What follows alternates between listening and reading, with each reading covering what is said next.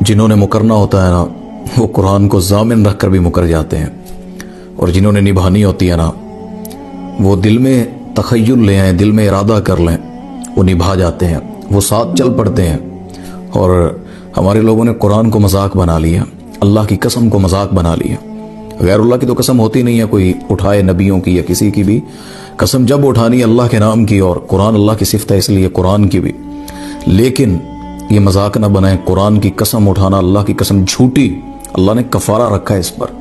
جھوٹے وعدے کرنا، وفا والے بنے، سیدھی بات کرنے والے۔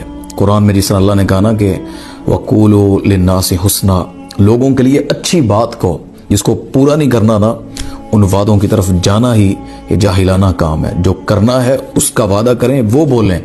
اللہ کرنے والے اور ہمت والے اور سچی پلاننگ والوں کا ہم سفر ساتھی بن کر، ان کا دوست بن کر اللہ ان کی منزلیں ان کو عطا کر دیتا ہے۔